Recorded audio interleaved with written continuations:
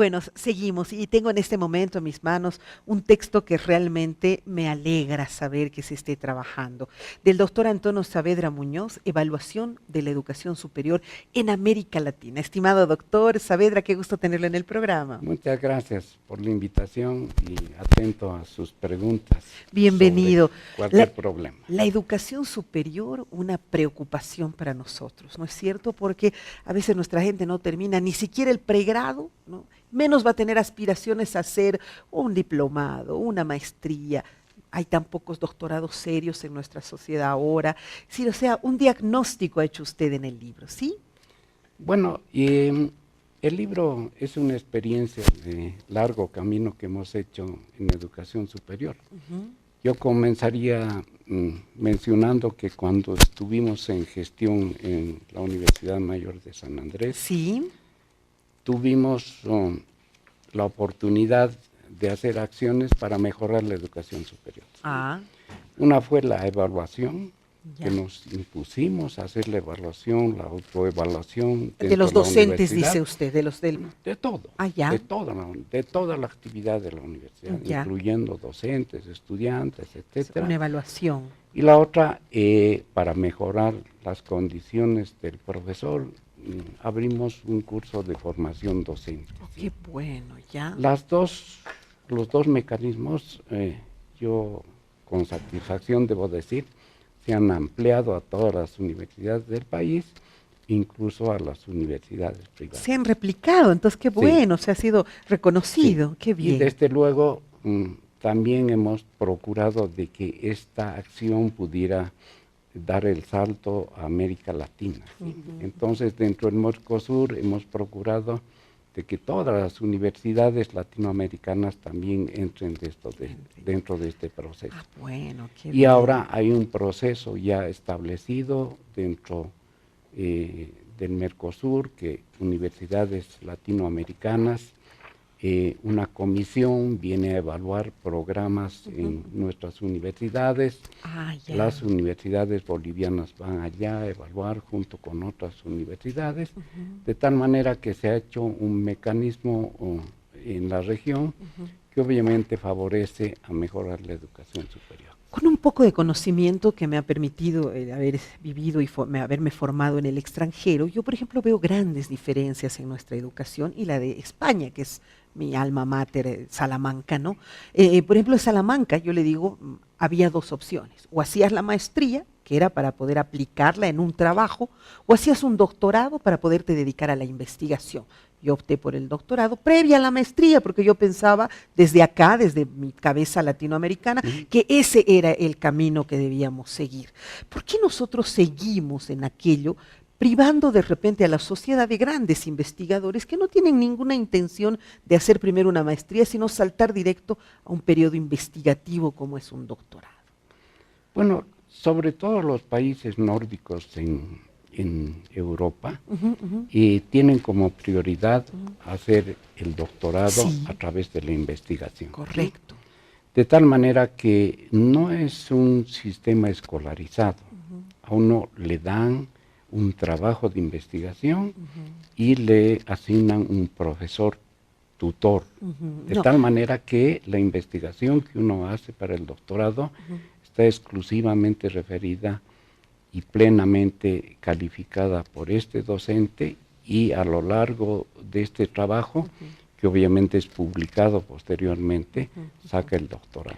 ¿Hay una escolarización de por lo menos un año, de estar presente ahí, de tomar cursos y de todo? O sea, sí existe, ¿no? No, en Alemania, por ejemplo, no. Yo lo he hecho en Salamanca y he estado un año pasando clases, hemos tenido como por lo menos unas 15 materias que hemos debido llevar con profesores internacionales para luego acceder a otro periodo, ¿no? Que es la suficiencia investigativa, la elaboración de proyecto. Uno nos han hecho hacer, le voy a decir, uno teórico y otro empírico, o sea, muy duro para ser investigador, ¿no?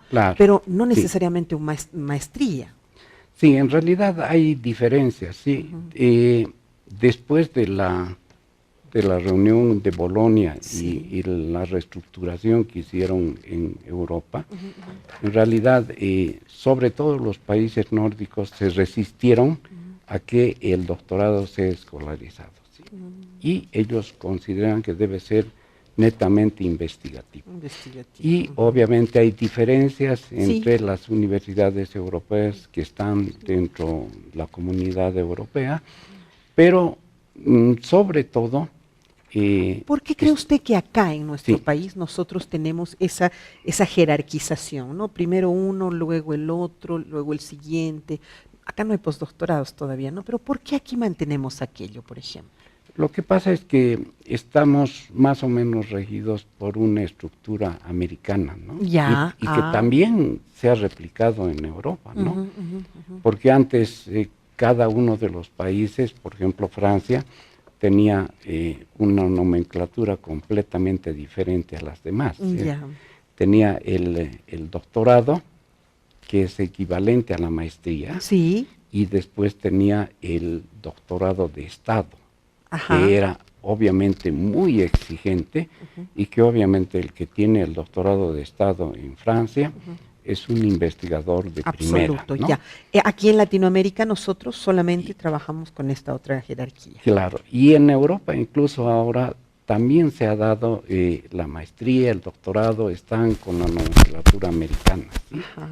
En ese orden. Sí, en ese orden, porque antes no había. En realidad, por ejemplo, en Italia, el equivalente de nuestra licenciatura era el doctorado. Sí. Entonces les daban... Por ejemplo, en Europa no se hace tesis, ni siquiera para el pregrado, ni para la maestría, salvo para el doctorado. El doctorado. ¿No es cierto? Entonces, acá todavía no hemos aplicado eso, porque acá se nos exige una maestría. Estoy terminando justo ahora una maestría y estoy con la tesis zapateando. ¿Por qué acá se nos exige? ¿Por qué consideramos que todavía es necesario un periodo investigativo dentro de estos posgrados, de esta educación superior? Bueno, en realidad creo que es necesario tener un producto después de la investigación, ¿no? Y la tesis es un producto que obviamente, y es uno de los errores que hay en nuestro país, debería ser obligatoriamente publicada como un libro. Claro, porque quedan ahí se difunde, olvidadas. Claro. Y porque debe difundirse, ¿no? O sea, usted es partícipe de que se hagan tesis todavía en la maestría, en el pregrado. Debe haber un resultado, y ese resultado debe ser publicado, porque obviamente la investigación tiene que ser de conocimiento de la comunidad, sobre todo científica, ¿no? Pero eso ha hecho de repente que en algún momento nuestros profesionales dejen o sea, no concluyan, se queden como meros egresados, precisamente por lo moroso que es una tesis. Evidentemente en nuestro país ocurre eso, que la mayor parte de las tesis no se terminan. O sea, los programas no se terminan porque obviamente no cumplen con el último requisito, que es la tesis. Sí. Lo que pasa es que la tesis está muy desligada del trabajo de investigación que se debe hacer. Durante toda la carrera, claro, ¿no es cierto? Lo que pasa es que deben hacerse el trabajo de investigación conjuntamente, la investigación que se va haciendo. Y obviamente el resultado va a ser una publicación, ¿no es cierto? Que no se hace, ¿no? Lamentablemente se queda ahí comida por los ratones, la tesis. Y sí, usted hace acá un trabajo muy bonito en el cuadro número 5 de lo que son las universidades públicas, ¿no es cierto? Habla de las facultades que tiene cada una, de las carreras que presenta y las fechas de desarrollo de los procesos. Sí, evidentemente hay un listado de todas las universidades estatales, que yo llamo, que son las públicas, porque también las universidades privadas son de carácter público, ¿no? Solo las confesionales no son de carácter público. Tienes razón. Pero en todo caso, dividiendo las universidades públicas en nuestra nomenclatura, y también hay una de las privadas, ¿sí? Ya. Y precisamente para uniformar la estructura en nuestro país, entre las públicas y privadas, ¿sí? Es que debemos insistir en los procesos de evaluación, ¿sí? La gente debe confiar, porque después del proceso de evaluación, que consiste en una autoevaluación, Sí. la universidad debe hacer su autoevaluación, ¿sí?, en los programas. Después le explico el porqué en los programas. Segundo, debe haber una evaluación externa que viene de los pares académicos que vienen de otras universidades del exterior, de 3 o 4 universidades, y hacen la evaluación externa sobre la base de la autoevaluación que ha hecho la universidad. Y finalmente viene un periodo en el cual deben hacer los ajustes necesarios para cumplir lo último que se llama la acreditación. Claro, claro. Entonces, si ese programa de medicina, ingeniería, arquitectura está acreditado, quiere decir que la sociedad puede confiar en ese programa de esa universidad. Ahora, lo hemos hecho por programa, porque es muy difícil hacer una evaluación de toda la institución. Claro. Porque una institución, pongamos la UNAM de México. De México, que es la más grande de Latinoamérica, sí, tiene programas muy buenos. Tiene programas regulares, claro, y tiene programas que no son muy buenos, ¿sí? Entonces es mejor hacer por programas. Ahora, la sumatoria de los programas de una universidad le van a dar la calidad como ya universidad integral, sí. Claro que sí. Aquí tiene usted un último capítulo que creo que merece ser muy reflexionado, la calidad de la educación superior. Claro, en realidad la evaluación y otros mecanismos como este que le he mencionado de abrir cursos de formación docente, que también ya es una exigencia para cualquier profesor, mejoran la calidad de la educación, que es lo que queremos hacer. Latinoamérica lamentablemente está muy lejos en las calificaciones, en los rankings de universidades extranjeras. Solo podemos mencionar 3 universidades en Latinoamérica. ¿Cuáles son? Son la UNAM de México, que es la USP del Brasil, que es la Campina del Brasil. O sea, en el Brasil la mejor formación. Sí, hay 2 universidades y una. Argentina no, Perú, Chile no. Chile no. Tienen también algunas universidades, están muy. Pero de las 200 universidades mundiales, solo 3 de Latinoamérica están en el ranking. Interesante saber. Y las nuestras están muy lejos, ¿no? De tal manera que. ¿Cuál es su diagnóstico? ¿Por qué cree usted que nosotros, mire, yo ayer también reflexionando con este amigo, veíamos que yo soy docente de la Unifrance, yo gano 400 bolivianos por clases, ¿no? Uno va por amor a los jóvenes, va porque tienes como una responsabilidad de que todo lo que has aprendido tienes que transmitirlo, porque realmente el pago es pues irrisorio, Claro. Entonces, ¿cómo podemos optar por buenos profesionales? ¿Cómo podemos optar por buenos docentes si el pago es mínimo? Pues no va a ir a dar clases. Entonces, disminuye desde ahí la calidad de nuestra formación. A ver, estamos complicados universalmente, ¿sí?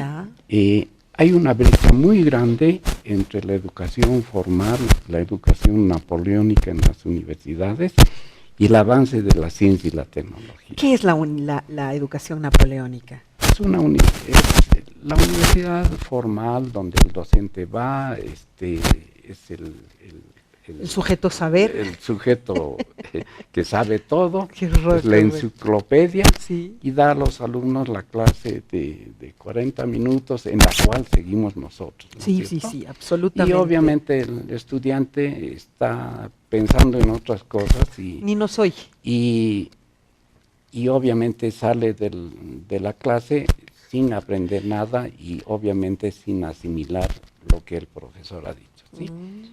Y además está constantemente, usted lo ha debido comprobar, mirando su celular. No, yo les quito, o sea, no les permito que estén con Entonces, la ciencia y la tecnología han avanzado demasiado. Y obviamente la universidad tiene que adaptarse a esas nuevas tecnologías. ya hay muchas referencias y muy buenas referencias. Los TICs son la nueva tecnología de la comunicación Sí. y la información a través de todo este sistema Ujú. que hay en nuestro medio. Y tenemos que entrar dentro de esa nueva tecnología que favorece a la educación, ¿no?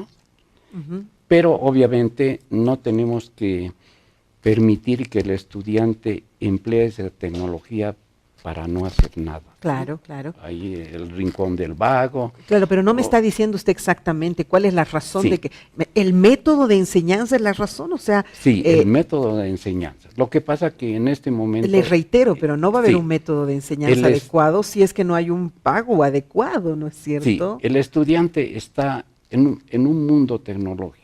Todos Ya. los estudiantes, usted ha visto, tienen celular, ¿sí? Sí, claro. Y todos los estudiantes, cuando usted les da una tarea, Ujú. Buscan en- su celular, de acuerdo. buscan su celular y Googlean. entran a la opción más fácil, ¿sí? Copiar y Entran pegar. al rincón del vago o a Wikipedia, Ujú. que a veces tiene un montón de errores, ¿no es Sí, cierto? seguro. Y desde luego estamos quitando la posibilidad de que ese estudiante investigue, haga una serie de actividades Ya. que obviamente van a mejorar la educación. Entonces, hay que tomar esta tecnología a favor de mejorar la educación. Le reitero y Sí. vuelvo un poco, porque usted me está Sí. dando los síntomas, yo le estoy diciendo cuál sería, en todo caso, la razón. ¿Cómo va a ser un docente proactivo, va a implementar técnicas, todo, si ni siquiera existe un buen sueldo para darles, ¿no? Hay una infraestructura fantástica, todo muy bien, pero no hay motivación al profesor. Entonces estamos, creo, trabados desde ahí. Y un profesor que sea muy experto, un gran motivador, una persona que capta la atención de la gente por horas y todo, no va a ir a trabajar por un precio, por un sueldo mínimo. Entonces acá hay ese divorcio. Van profesores que de repente no tienen otra opción de otro camino y claro, ahí está cada vez peor nuestra educación. Claro, en realidad el profesor debería ser bien pagado como en cualquier parte del mundo. Del mundo, sí. Claro. Y el profesor universitario, si es investigador, aún debería estar mejor pagado. Por supuesto. Vamos a tomar los ejemplos de Japón, donde realmente el profesor está garantizado para su vida entera. Para su vida, con un buen sueldo, le pagan además una serie de sobresueldos si el profesor, además de investigador, tiene resultados altamente positivos, ¿sí? Eso hay que conseguir, ¿sí? Y las universidades pueden, quizás reformando o reestructurando su presupuesto para pagar mejor a los profesores. Sin duda, ¿sí? Creo que ahí es un elemento ¿sí? fundamental, ¿no? Y ahora, obviamente, tenemos que formarlo al profesor bajo estas tecnologías. Claro que sí. De tal manera que el profesor esté habilitado para dar clases bajo estas tecnologías que hoy día ya son un hecho y obviamente han constituido la universidad virtual, ¿no? Claro. Ya no es necesario ir a clases, el profesor está en su casa, despachando lo que debe despachar, pero evidentemente tiene que ser un profesor que esté preparado para estas tecnologías. Sí, con técnicas necesarias. Y hay que tener textos, sí. Además, como los primeros han sido los de la Open University en Inglaterra, sí. que han preparado textos, primero para una educación a distancia, ¿sí? Que se llamaba así. No era necesario ir a la universidad. Sí. Después una universidad semipresencial que iba un tiempo y después, ahora es la online totalmente. Y ahora ya es completamente todo virtual. ¿sí? Así es. Entonces hay que preparar a los profesores. ¿Sabe qué? Lo triste es que ya nosotros nos estamos volviendo los analfabetos, pues. Claro, porque si no nos aceleramos al nivel que estos jóvenes van, nosotros somos los que tenemos que empezar a aprender de ellos, ¿no? Y a preguntarles algunas cosas. Sin duda. ¿Dónde, doctor, encontramos este material? ¿Dónde está la venta? ¿Cuál es el precio? Y yo creo que todos los que damos docencia deberíamos tener un ejemplar. Bueno, lamentablemente se ha agotado. Oh, se ha Yo- agotado. sí. Suerte tengo. Yo aquí, estoy sacando una nueva Una edición, segunda edición. reactualizada, y obviamente Sagacon, que es la editorial que publica mis libros, va a ponerlos a la ¿Cuándo venta. calcula Sí, usted que se va a volver a colocar? en unos 3 meses, 3 más o meses menos, máximo. vamos a tener una ¿Cuál era el nueva precio edición. del libro? El precio del libro era 50 bolivianos. 50 sí. bolivianos, accesible absolutamente para nuestros profesores. Bueno, le agradezco mucho por haber estado en el programa, qué interesante, me encanta ver además la presencia de esos filósofos que siempre son nuestro referente Sí. por su filosofía fantástica y Y sus siguen conceptos y actualizados. valores. Pero sin ¿No? duda, estos hombres eran Sí. de avanzadísima y seguirán estando permanentemente como un referente para nosotros. Muchísimas gracias, ha sido un gusto tenerlo. Igualmente, muchas gracias, y en cualquier momento para este tema estoy a su disposición. Mire, lo voy ¿Sí? a convocar porque me interesa trabajar en lo que es la educación, ya que sí, hemos mejorado el sistema educativo, ya hay más escuelas, los niños ya no se perjudican, pero de ahí en adelante, ¿qué? ¿No es cierto? Sí. Es como que hemos llegado a un tope y ahí nos hemos quedado, cuando hay un mundo de conocimientos todavía. Gracias, doctor Antonio Saavedra Muñoz, presidente de ABESI, que es justamente la Asociación de Educación Superior, Boliviana de Educación Superior. Nosotros nos vamos. Gracias por habernos sintonizado. Será hasta el día de mañana.